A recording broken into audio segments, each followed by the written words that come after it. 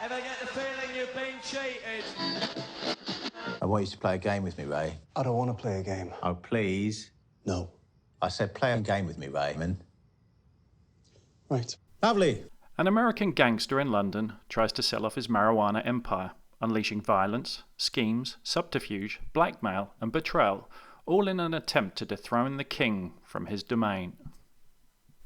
I've been a fan of Richie from the first time I saw Lock, Stock. His portfolio has been mixed, to say the least, with Gentleman who returns to what he does best. I liked his Holmes films, and Rock'n'Roller was very underrated. The Man from U.N.C.L.E. didn't get the credit it deserves. But it is his London gangster movies where he undeniably does his best work. Matthew McConaughey plays Mickey Pierce, the head of the marijuana empire. I was not always a McConaughey fan, although I did like him in Dazed and Confused. It was True Detectives that converted me. His performance, along with Woody Harrelson, is one of the highlights of television in the last 10 years. In Gentleman, Matthew is magnificent as Mickey.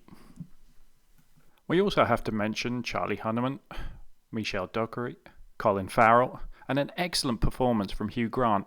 I'm not always his biggest fan, but playing against type really works here. It's a rare thing for a modern Hollywood movie to not be woke, but a few slip through the cracks. Gentleman is one that does not toe the party line. On first watch, I thought this was an entertaining film, a modern-day Long Good Friday. I loved Lock, Stock and Snatch. In fact, Lock, Stock is in my top 2 most enjoyable cinema experiences of my life. I even watched Gentleman 2 times, which is very rare for me, and it was on the second viewing that it really began to dawn on me there was more to this film than just entertainment. Richie has a lot to say with this film, which is easily missed if you just want to enjoy a gangster movie. Not that there's anything wrong with just enjoying a gangster movie.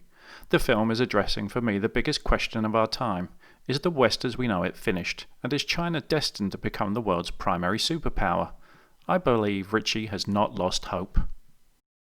On first watching, I thought that the protagonist was American to cater to the US market, but it's no accident.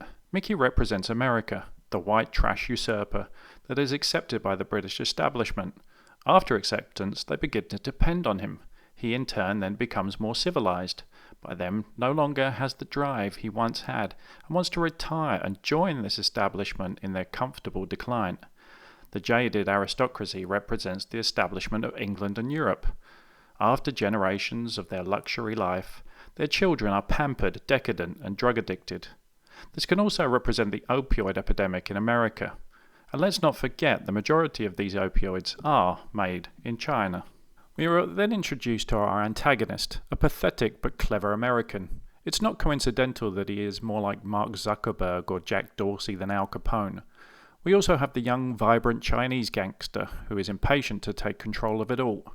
He doesn't want to wait till 2049 for world domination by China, and he sees an alliance with Silicon Valley villains as a quicker solution. On first viewing, I was surprised that a Chinese character could be a bad guy. Hollywood kowtows to China for financial reasons, so it made me wonder if there was more to this decision than first meets the eye.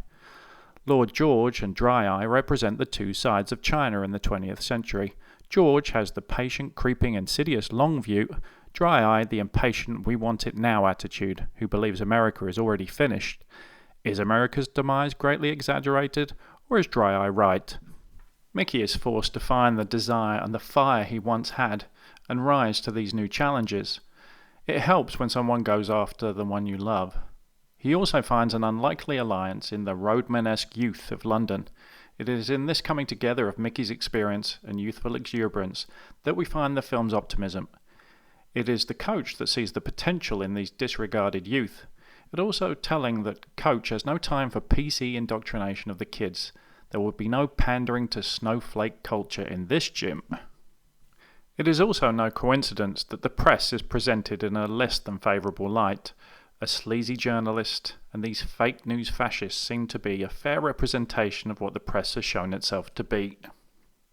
In the final act of the film, we get a not-so-subtle nod to the ending of The Long Good Friday, and I was gutted as I was rooting all the way for Mickey at this point. But again, this is more than a movie reference. It is a message. We should never forget the Russians. I want to say bravo to Richie, a non-woke movie that is entertaining and also has something to say. I'd almost given up hope. A film that has London gangsters, roadmen, triads and the Russian mafia equals a 5-star on the Manly meter.